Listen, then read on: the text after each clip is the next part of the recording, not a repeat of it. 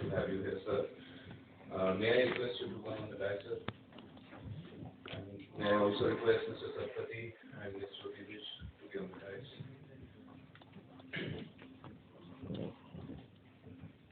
Just for the information, sir, we have around 60-65 people online also, so listening to you.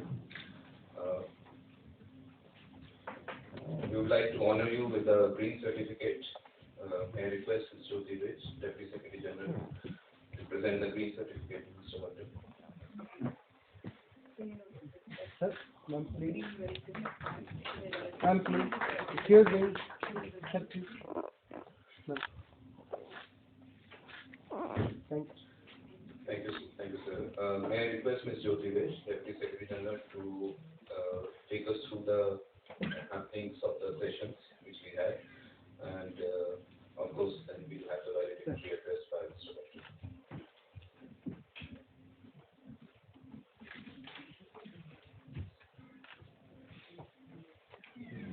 Good afternoon, everybody, and thanks for staying here, and thank you so much, Mr. Watal, for joining us for this concluding session of the National Seminar on FDI and R&D. We've had very interesting sessions in the morning, sir. We had the PSA with us, the secretary at the PSA office, along with the DPIIT officials, etc. And we did have, I think, a lot of debate. And we also had, the German, one of the representatives from the German embassy as well, to really understand the international perspective, followed by, of course, two of the states who were present over here talking about, the ecosystem that they are creating around to attract FDI and R&D. I think it's something very unique that we're talking about, where we haven't really done so well until now.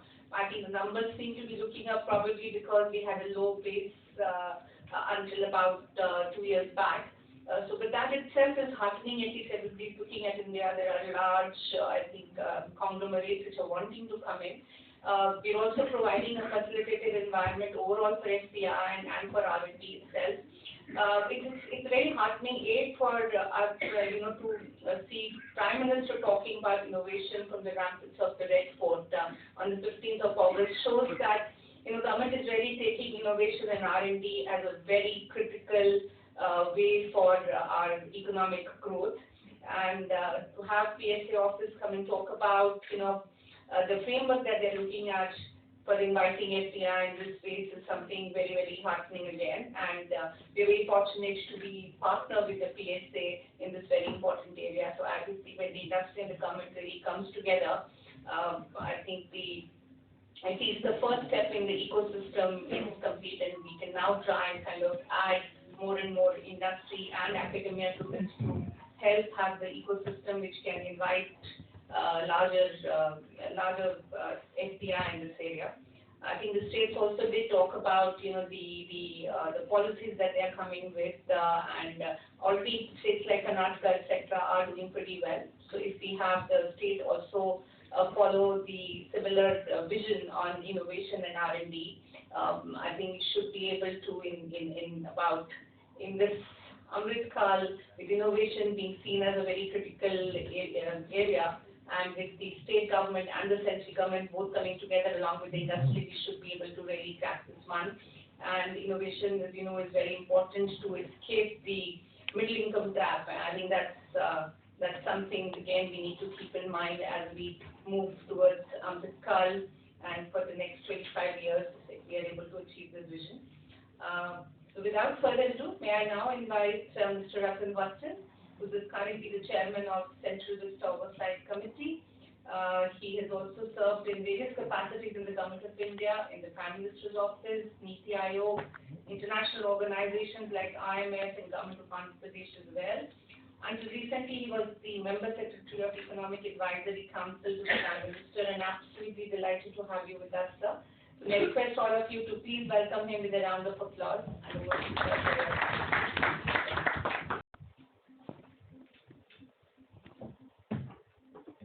Thank you, Jyoti, Deputy Secretary General, FICCI, also my former colleagues from the EAC, PM, Secretary Mr. B. N. Satpathy and Shri Sunil Kumar, and also also distinguished participants online and those currently present here. Well, at the outset, let me congratulate the Office of the PSA and the for taking this initiative in organizing this national seminar on FDI and R&D. Well, you may be wondering that what is the chairman of the Central Vista organizing committee doing over here at the end of your, which I believe has been a very interesting session.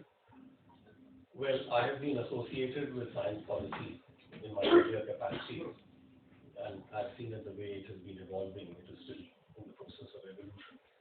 And I'm glad that in the 15th August speech of the Prime Minister, I mean, this was given a due emphasis where PM said that, the Amrit Kaal of India, and the way we see ourselves in the next 25 years, will be driven by science, technology, and innovation. The topic of the seminar also is FDI in R&D, and looking forward how to make India an R&D hub. I will tell you upfront the objective of my talk. I have about 20-25 minutes. I don't know if I'll be able to do justice. I could talk a lot on this subject, but I'll just emphasize three things, and I'll try to elaborate on them as I go along. Number one, we must, while we are talking about R&D, FDI and R&D, which is a very unusual phenomenon, which I'm glad the PSA's office and Mr. Satpathy have looked at and analyzed. We must also distinguish between what we called gross expenditure on R&D, GRD as it's called. In fact, in the EAC to PM, we had come up in 2019 with the first report on the R&D ecosystem and the expenditure ecosystem in the country, which I think was a pretty illuminating report. So as I said, we have to distinguish between GRD, FDI in R&D, which could perhaps be a subset of GRD, and also another thing which we keep talking about, which is investments which are going into startups. Now, startups could be business startups, it could be all kinds of startups, but particularly what I have in mind is S&T startups, science-related or technology-related startups.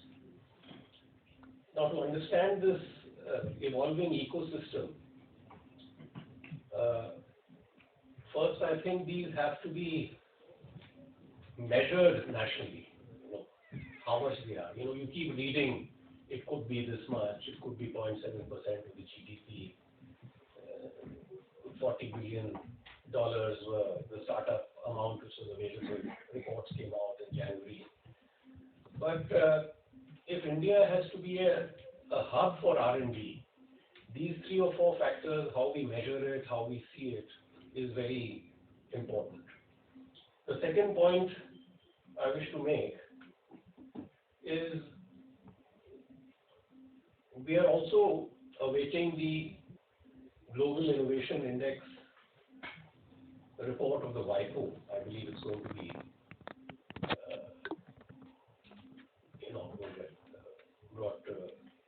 publicly brought out on 22nd of September, maybe next month. It will be launched next month.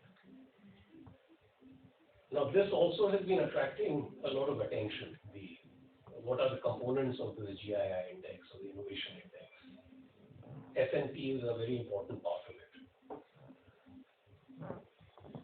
I remember in the initial years when this was started in 2019, 2018, I have been attending those innovation index launches in India.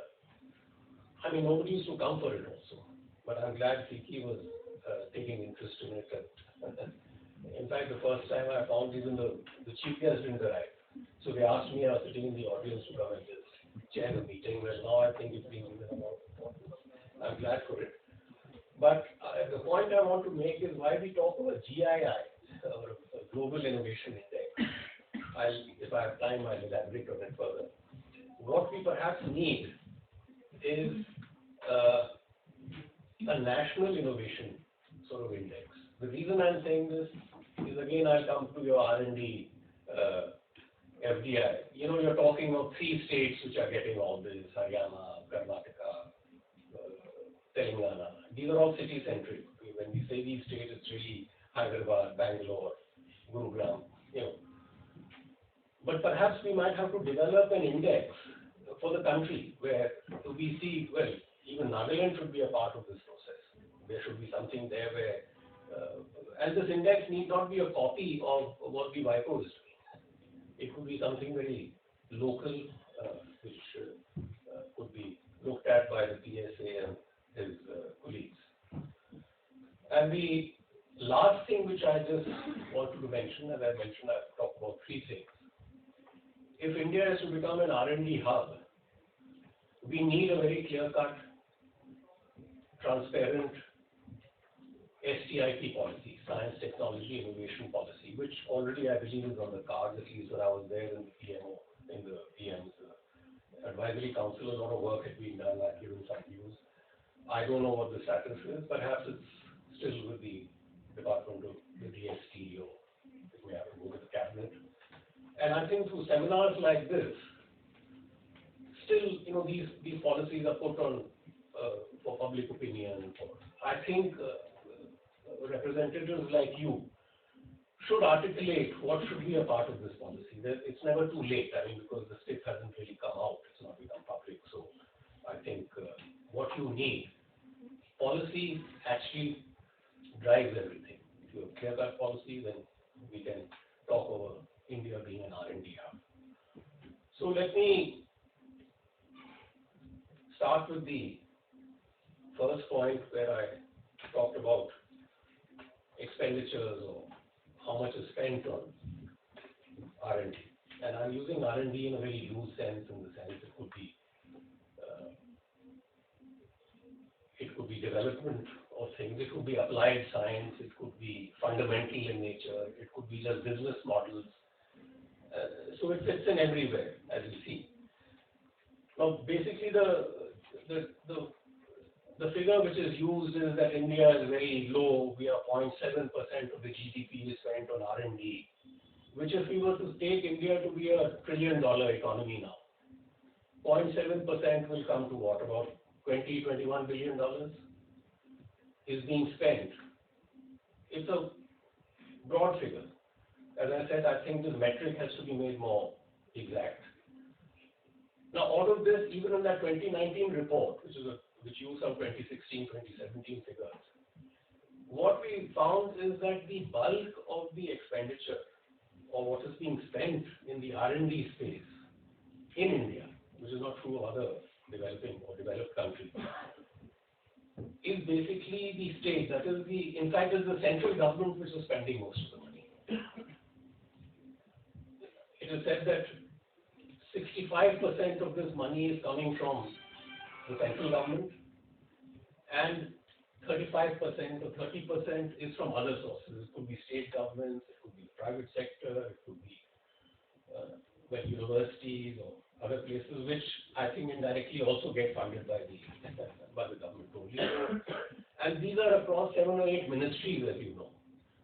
The biggest ones are DRDO. If you just see budgets, they're all there. I mean, these are the big science spenders.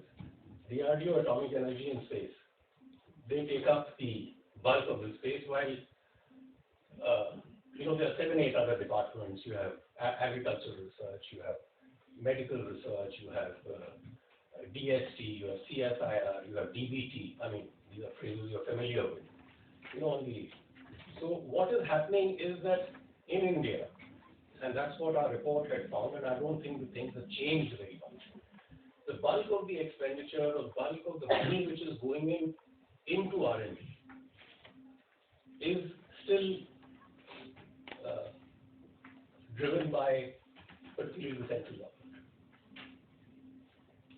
But we had observed there are things happening. This phenomenon of money coming, FDI into R&D is it was very low, I remember, in 2016-17, and now it's crossed 300 million or so. And that's the figure which has been given to me, that in the last 4 or 5 years there's been a phenomenal shift in R&D flowing into, or FDI flowing into R&D into this country, which is also a part of national income in a sense, if you see it statistically. So that's why I keep saying it has to be measured very carefully. This money is also coming in from where? It was mentioned 3 or 4 countries. It's Singapore, it's USA, it's Germany. If you see, it's going only to 3 or 4 places in the country. It could be Haryana, it could be Bangalore, it could be Hyderabad, followed by Tamil Nadu or Andhra Pradesh. I mean, so you see this kind of phenomenon. Now, why is this cross-border thing happening, cross-border investments? It's a good thing because, again, these are practices which are market-driven. I mean, why should money come into Daimler, or why should it go somewhere into some pharmaceutical sector in terms of research and development? Because, again, it is market-driven, because maybe industry, if it is relocalized over here, it will not only serve this market, but it can serve an external market. So, again, I want to bring in this whole idea of Atmanirbharta, which is coming in, which is not really the self-sufficiency or self-reliance of the 60s and the 70s, where we were deprived a lot of things, we were striving to get things bilaterally, etc. I mean, today, what we are saying is, you have technology, you invest here, you make in India, you sell in India, and you sell abroad. I mean, there's a certain paradigm shift in the way things are taking, and this, again, I won't dwell on it much. It's getting into the pure FDI policy. The third area, as I mentioned, was technology startups and all that. There's a huge amount of money there also.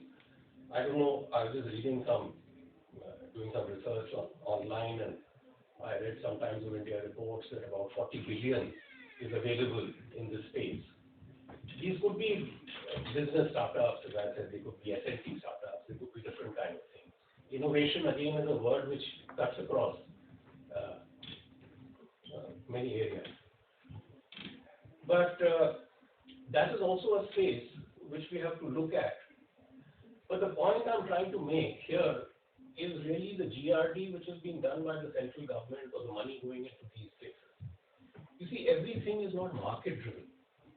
Sometimes when an SLT, a startup acts, or even innovation or FDI and R&D is basically market driven. It's an MNC which is coming in over here, putting in money because it has shareholders, it has a balance sheet, it has to prove that it has to make money.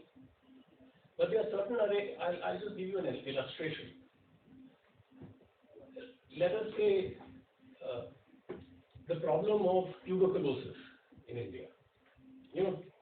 We claim whatever we may claim. 30% of the load of the world of tuberculosis is in this country, even today. It's a very little known fact. We may be talking of other diseases, and this I'm talking of communicable diseases. It's a big challenge. In that sector also, there are certain types of TB which are drug resistant. You can't cure them. Now I can tell you there's no money in TB. No MNC will put in money into TB to get a drug resistant TB, because who will you sell it to? You have to give it free of cost. So that's where the state sector comes in, where somebody has to do the primary research in certain areas. And that's what I'm saying, that these are all very important, all these areas which are market driven. But the area of science is something where fundamentally a lot of work has to be done through the taxpayers' money. I mean, more closer, I'll give you an example of the Covaxine, this thing which was done in Hyderabad. It was done through a private sector person, biotech. But actually, it was ICMR and others who risked a lot of money, it was not a startup. Please try to understand. We were also, it could have failed. Somebody put in the money. A vaccine came out. It was not being sold at market prices, etc. Nobody was making money out of it, but yet it had to be done. So I can go into many examples now and even previously. So as I said that these are three spaces which you have to look at. So I'll just stop there for you to think about. The second thing which I mentioned was the Innovation Index, GII.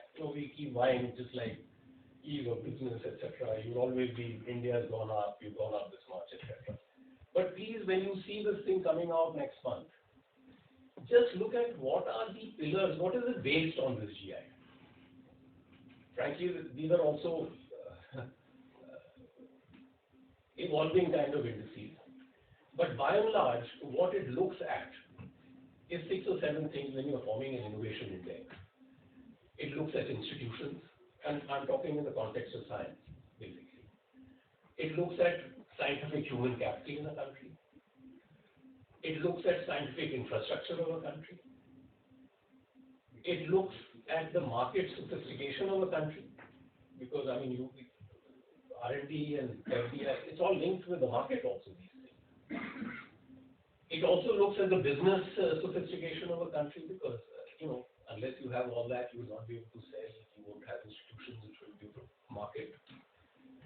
And then there is this whole aspect of knowledge and technical output of a country. You may have IITs, you may have NITs, or you may have other scientific institutions. What are they producing?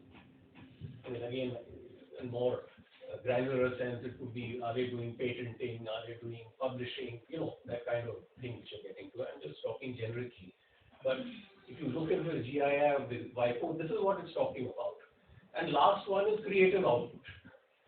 How creative is your scientific environment, or are you just a copying environment? Why is it that Switzerland is always number 1, or Singapore is number 3, or USA is still somewhere on the top?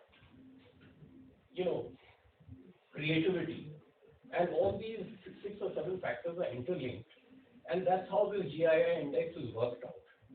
But as I said, that since we are getting into this space, and I see that there is a huge opportunity which awaits us, especially in the changing geopolitical environment in the world, we actually need to have some sort of a national innovation index of our own, which sort of puts cities against, or cities or states against each other, not in a competitive, bad way, but basically it would be encouraging.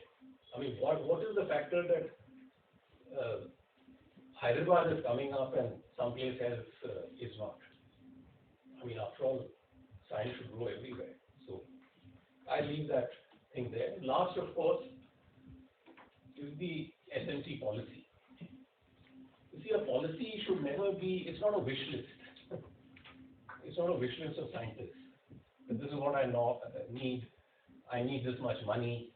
I don't have this money, so I can't perform. I've been finance secretary of this country. There's a limited amount of resources that we have, which have to be shared by everybody in terms of priority. Even within science, there are priorities. As I told you, there are 7, 8 departments. The priorities are very clear. I told you, out of these 7, 8 spaces, who gets the maximum? Even out of the 65%, you even see now, I don't think things may have changed. Bulk of the money, whether it is in capital or whether it is in human capital. Even a scientist needs a salary. You will find that it is basically taken in by R&D in defense, R&D in space, R&D in atomic energy.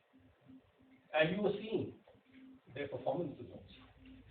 That is why you're landing on the dark side of the moon. Or you're doing a Mangalyaan or a Chandrayaan. These are all consequences of these investments. So the country has to also prioritize. Money should go into agriculture. There was a time in the 60s, I've lived through that period.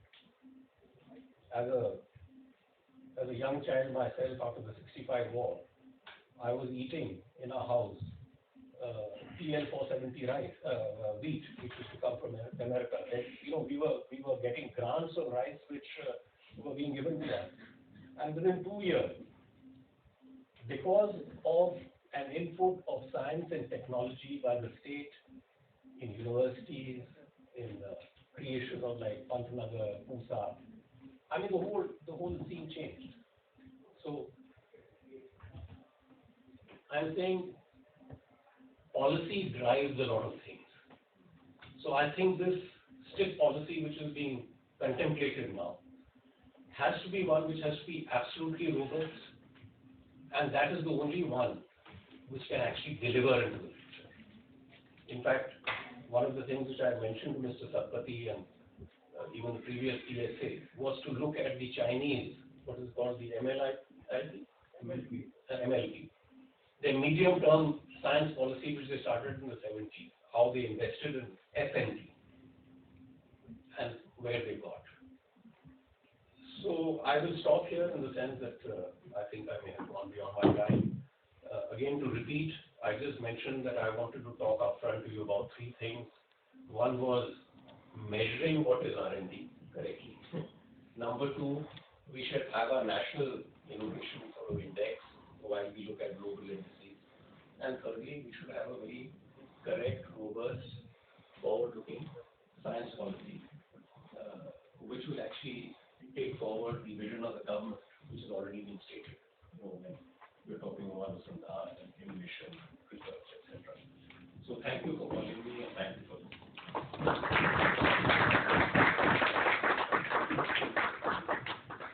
I'm proudly raised to propose a vote of thanks, but no word is adequate to thank Mr. Watal.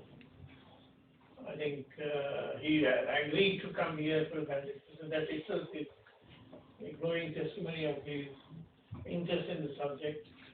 In fact, we had the privilege of reviewing 2 very important documents relating to the payments in 2019 and to celebrate a year in this venue itself.